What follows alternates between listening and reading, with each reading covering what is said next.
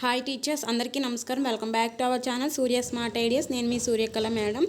ఈరోజు ఈ వీడియోలో ఏపీ టెట్ 2024 ఎస్జిటి పేపర్స్ అనేవి ఎక్స్ప్లెయిన్ చేయడం జరుగుతుంది. ఈరోజు అనగా 7/10/2024 మార్నింగ్ సెషన్ పేపర్లోని ఈవీఎస్ మ్యాథ్స్ ఇంగ్లీష్ బిట్స్ అనేవి ఈ వీడియోలో ఎక్స్ప్లెయిన్ చేయడం జరుగుతుంది. వీడియో నచ్చితే లైక్ చేయండి, మీ ఫ్రెండ్స్కి మన ఛానల్ని సబ్స్క్రైబ్ చేసుకోండి, బెల్ ఐకాన్ని యాక్టివేట్ చేసుకోండి. నేను వీడియో పెట్టగానే మీకు నోటిఫికేషన్లో వస్తుంది. ప్రీవియస్ వీడియోలో మనం సైకాలజీ తెలుగు బిట్స్ అనేవి ఎక్స్ప్లెయిన్ చేయడం జరిగింది. ఇప్పుడు ఈ వీడియోలో ఈవీఎస్ మ్యాథ్స్ ఇంగ్లీష్ చెప్పడం జరుగుతుంది. ఎవరు కూడా ఇన్ని బిట్స్ అనేవి చెప్పడం జరగలేదు, ఏ యూట్యూబ్ ఛానల్ వాళ్ళు కూడా. సో మన ఛానల్ని డైలీ ఫాలో అవ్వండి, బిట్స్ అనేవి ఏ వచ్చాయో మీకు తెలుస్తుంది. ఇక్కడ ఫస్ట్ క్వశ్చన్ చూడండి. 1997లో బ్రిటిష్ ప్రాంతం కానిది. ఆప్షన్స్ ఏమో బెనారస్, మైసూర్, మద్రాస్, కలకత్తా. ఈ ఆప్షన్స్ అనేవి ఇవ్వడం జరిగింది. సో మీరు ఒకసారి చూడండి. అండ్ సెకండ్ క్వశ్చన్ చూడండి. చాలా ఎక్కువ వాలు భ్రమణ అక్షం కలిగిన గ్రహం. వాలు భ్రమణ అక్షం కలిగిన గ్రహం అనేది చూడండి. గ్రహాలు టాపిక్స్ ఒకసారి చూసుకోండి. Next third question. పంచగంగా అనే ఉపనది ఏ నదికి ఉపనది? ఆన్సర్ కృష్ణ అనమాట. కృష్ణ నదికి పంచగంగా అనేది ఒక ఉపనది. నెక్స్ట్ ఫోర్త్ క్వశ్చన్ చూడండి. రాజసింహుడు బిరుదు ఎవరిది బిరుదు? రెండవ నరసింహవర్మ బిరుదు రాజసింహుడు. నెక్స్ట్ ఫిఫ్త్ క్వశ్చన్ చూడండి. పెప్సిన్ అనే ఎంజైమ్ ఏ జీర్ణ రసంలో విడుదల అవుతుంది? జఠర రసంలో విడుదలవుతుంది అనమాట. ఆన్సర్ జఠర రసం. Next sixth question. మలేషియా విస్థాపన వ్యవసాయం పేరు. మలేషియాలో జూమ్ వ్యవసాయం లేదా విస్థాపన వ్యవసాయం ఉంటుంది కదా, దానికి అక్కడ ఏం పేరు అనమాట.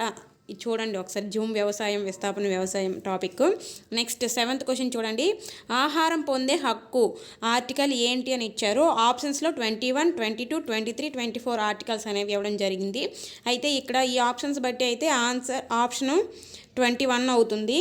ఎందుకంటే ఆహారం అనేది మనకు జీవించే హక్కులో భాగం. మనం జీవించాలంటే ఆహారం ఉండాలి కాబట్టి 21 అవుతుంది అని అనుకుంటున్నాను. ఒకసారి చెక్ చేయండి.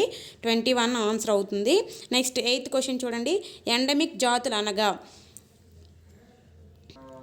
Next ninth question. పరోక్ష భావ వ్యక్తీకరణ సాధనాలు అని ఇచ్చారు. Next 10th question. తొలివేద కాలంకి సంబంధించి సరికానిది ఏది?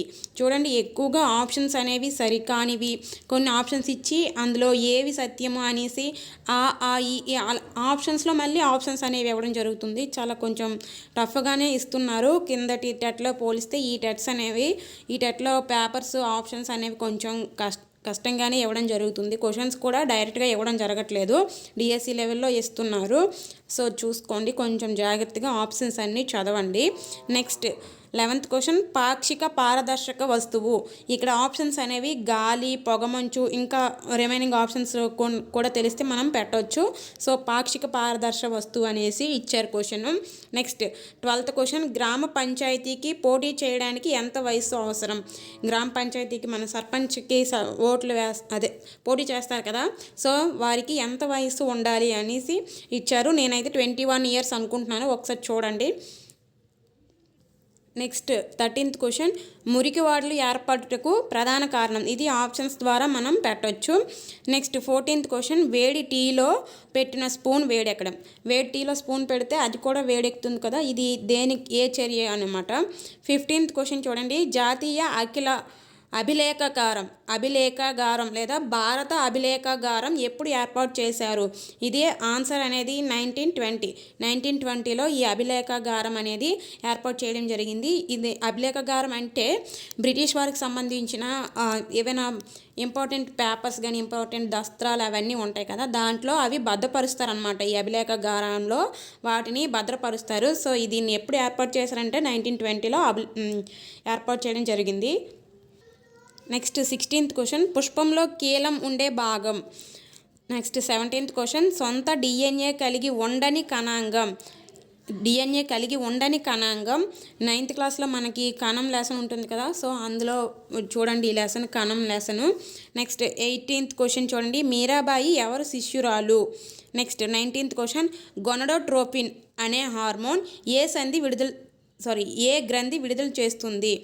ఈ గొనడోట్రోపిన్ అనే హార్మోన్ని ఏ గ్రంథి విడుదల చేస్తుందంటే ఆన్సర్ పీయూష గ్రంథి విడుదల చేస్తుంది. Next 20th question. ఏ భాషా పదం? ఎన్విరాన్మెంట్ ఉంటుంది కదా, అది ఎన్విరో నుంచి వచ్చింది. అయితే ఎన్విరో అనేది ఏ భాషా పదం అంటే ఫ్రెంచ్ భాషా పదం. నెక్స్ట్ 21 యాంటాసిడ్ ట్యాబ్లెట్లో ప్రధాన అణుఘటం. యాంటాసిడ్ ట్యాబ్లెట్లో ప్రధాన అణుఘటకం. నెక్స్ట్ 22 వేసవిలో పొడి వాతావరణం, చలికాలంలో ఒక మాదిరి వర్షపాతం ఉండే ప్రాంతం. ఇవి ఆప్షన్స్ తెలుసుకోవాలి. నెక్స్ట్ 23 క్రింది వాటిలో సరికానిది. పీవీసీ ఉత్తమ ప్లాస్టిక్. సెకండ్ ఆప్షన్ ప్లాస్టిక్ ఉత్తమ ఉష్ణవాహకం. ఇలా ఆప్షన్స్ అనేవి ఇచ్చారు.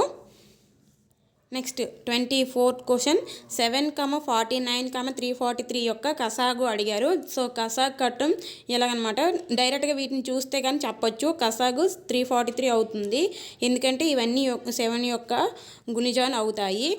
సో ఇందులో 343 ఆన్సర్ అవుతుంది. సో లేదు అంటే మీరు ఇలా కట్టొచ్చు. 7 1 జా 7, 7 7 జా 49, 7 49 జా 343. ఇక్కడ మళ్ళీ 7తో పోతే 7 1 జా, ఇక్కడ మళ్ళీ 7 1 జా 7 7 జా. సో 7 × 7 × 7 343 అవుతుంది. నెక్స్ట్ 25 అమ్మిన వేళ 1080 అయినా లాభం 20% అయినా కొన్న వేళ అడిగారు.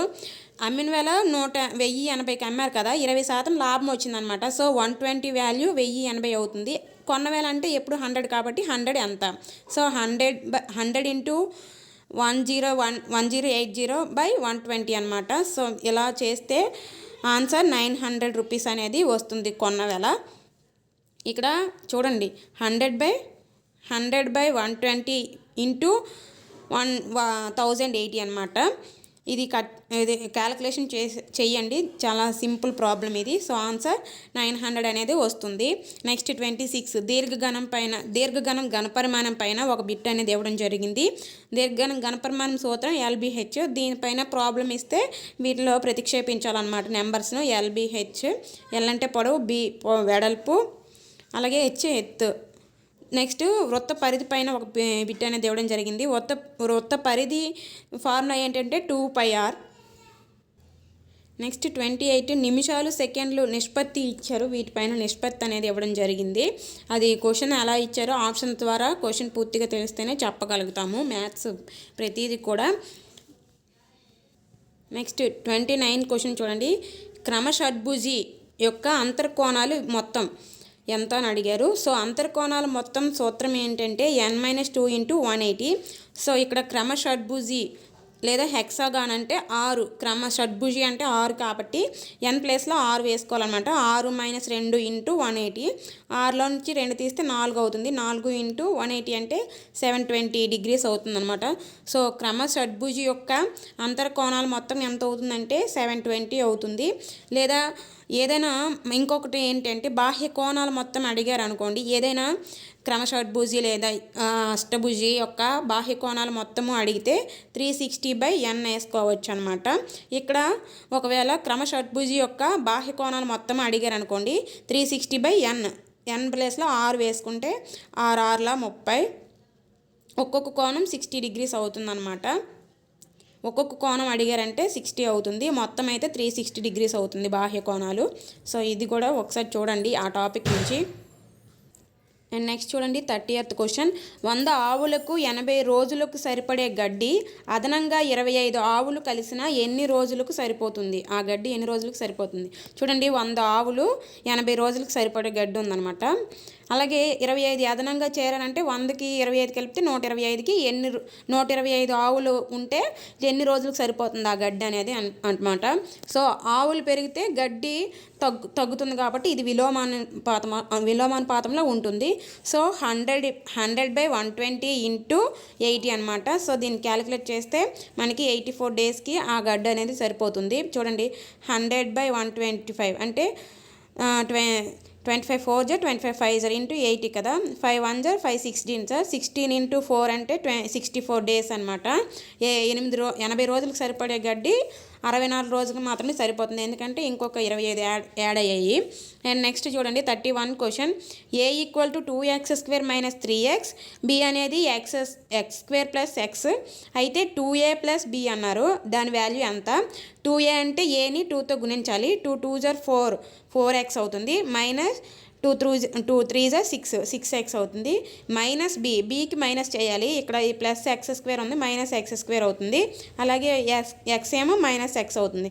సో 4xలోంచి ఒక x², 4x² లోంచి x² తీస్తే 3x² అవుతుంది. అలాగే -6x -x అప్పుడు ఏమవుతుందంటే 7x అవుతుంది అనమాట. రెండు మైనస్లో ఉన్నాయి కాబట్టి ఆన్సర్ ఏమవుతుందంటే 3x² - 7x వస్తుంది. ఆప్షన్స్ క్వశ్చన్ ఇలాగే ఇస్తే ఆన్సర్ అనేది ఈ విధంగా ఉంటుంది. కొంచెం ఏం మారినా మైనస్ కానీ ప్లస్ కానీ మారినా కానీ కొంచెం ఆన్సర్ అనేది మారుతుంది. సో ఇలా ఇస్తే ఇదే ఆన్సర్ అవుతుంది. కొంచెం ఏమైనా మారితే మాత్రం మారచ్చు, కానీ ఇదే అని మీరేమీ అనుకోవద్దు, ఏదైనా మారచ్చు. నెక్స్ట్ 32 క్వశ్చన్, 1 కోటి ఈక్వల్ టు ఎన్ని వేలకు సమానం? 10,000 వేలకి సమానం. మనకి అరబిక్ మానం, ఆంగ్ల మానం అవి ఉంటాయి కదా, అవి ఒకసారి చూసుకోండి, దాని నుంచి బిట్ అనేది వస్తుంది. నెక్స్ట్ 33 క్వశ్చన్ చూడండి. స్తూపం ప్రకతల వైశాల్యం పైన బిట్ అనేది ప్రాబ్లమేటిక్ ఇవ్వడం జరిగింది. సో స్తూపం ప్రకతల వైశాల్యం ఫార్ములా ఏంటంటే 2πr/h అనమాట. నెక్స్ట్ 34 క్వశ్చన్ ఏంటంటే మీటర్లని సెంటీమీటర్లోకి మార్చడం అనమాట.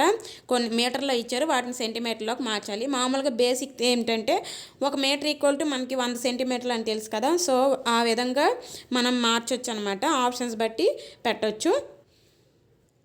అలాగే 35 క్వశ్చన్ చూడండి. తిర్యక్ రేఖలోని కోణం అడిగిచ్చారు. పిక్చర్ అనేది ఇవ్వడం జరిగింది. మనకి తిర్యక్ రేఖ ఇలా ఉంటుంది కదా, సో ఇక్కడ కోణాలు ఇవ్వడం జరిగింది, అందులో ఒక కోణం అనేది అడిగారు. నెక్స్ట్ 36 చక్రవడ్డీ పైన ఒక బిట్ అనేది ఇవ్వడం జరిగింది.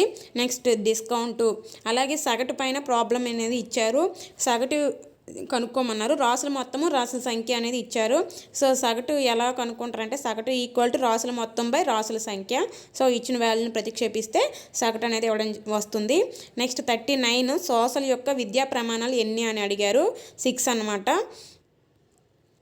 నెక్స్ట్ 40 క్వశ్చన్ చూడండి. పట నైపుణ్యం యొక్క భారత్వం, సమ్మేటివ్ ఎవల్యూషన్లో పట నైపుణ్యానికి ఎంత పర్సంటేజ్ లేదా ఎన్ని మార్క్స్ ఉంటాయని ఇచ్చారు. సమ్మేటివ్ ఎవల్యూషన్ అంటే సమగ్ర మూల్యాంకనం. Next 41 next English phrasal verb put off పైన ఇచ్చారనమాట, ఆన్సర్ పుట్ ఆఫ్ దానికి. నెక్స్ట్ 42 ఫోర్స్ యొక్క సినోనిమ్స్ అడిగారు. దీనికి సినోనిమ్స్ నెట్లో చూడండి, ఇందులో ఇవి ఉన్నాయన్నమాట. కంపెల్, ఆబ్లిగేట్, డ్రైవ్, ప్రెజర్ అని ఇచ్చారు. ఆప్షన్స్లో ఏది ఇచ్చారో చూడాలి. సో నెక్స్ట్ యాంటోనిమ్ ఇచ్చారు. డల్ అనేది ఆన్సరు. దేని యొక్క ఆపోజిట్ అనేది ఇవ్వడం జరిగిందో తెలీదు, సో ఆన్సర్ మాత్రం డల్ అనమాట. నెక్స్ట్ 44 డైరెక్ట్ ఇండైరెక్ట్ స్పీచ్ అనేది ఇచ్చారు. Next 45 identify present perfect tense పైన ఒక బిట్ ఇచ్చారు. Next 46 third person singular form in auxiliaries. Third person సింగులర్కి ఈ క్రింది వాటిలో ఏ యాక్సిలరీ వస్తుంది అనేసి ఇవ్వడం జరిగింది. మనకి థర్డ్ పర్సన్ సింగులర్స్ ఏంటంటే హీ, షీ, ఇట్. ఆప్షన్స్ చూడండి, యామ్, హ్యావ్, డూ, డస్ ఇచ్చారు. సో ఆన్సర్ డస్ అవుతుంది. నెక్స్ట్ 47 శేషాచల కొండలు, వెలికొండలు ఇవన్నీ ఉన్నాయి కదా కొండలు, వాటి గురించి మ్యాచింగ్ అనేది ఇచ్చారు.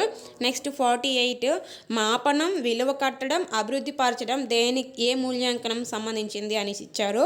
ఆప్షన్స్ సమగ్ర మూల్యాంకనం, 2 నిర్మాణాత్మక మూల్యాంకనం, 3 క్రమానుగత మూల్యాంకనం ఇలా ఇచ్చారు. ఆన్సర్ తెలిస్తే కామెంట్ చేయండి. నెక్స్ట్ 49 విద్యార్థి సంపూర్ణ మూర్తిమత్వ అభివృద్ధికి ఏ ప్రణాళిక ఉపయోగపడుతుంది, లేదా విద్యార్థి సంపూర్ణ మూర్తిమత్వం ఏ ప్రణాళిక ద్వారా వస్తుంది అనేసి ఇచ్చారు. ఆప్షన్స్ చూడండి, విద్యా ప్రణాళిక, బి సంస్థాగత ప్రణాళిక, 3 విషయ ప్రణాళిక. దీని ఆన్సర్ కూడా కామెంట్ సెక్షన్లో తెలియచేయండి. నెక్స్ట్ వర్గాలు, వర్గమూలాలు పైన బిట్ ఇచ్చారు. మనకి స్క్వేర్స్, క్యూబ్స్ అనేవి బైహౌట్ చేయాలి. నెక్స్ట్ ఘాతాలు, ఘాతాంకాలు కూడా ఒక బిట్ ఇచ్చారు. ఈరోజు ఆఫ్టర్నూన్ బిట్స్ కూడా ఎక్స్ప్లెయిన్ చేయడం జరుగుతుంది నెక్స్ట్ వీడియోలో. సో మన ఛానల్ని సబ్స్క్రైబ్ చేసి ఫాలో అవ్వండి. నెంబర్ ఆఫ్ బిట్స్ అనేవి మీకు అందించడం జరుగుతుంది. Please do subscribe, like, share and comment.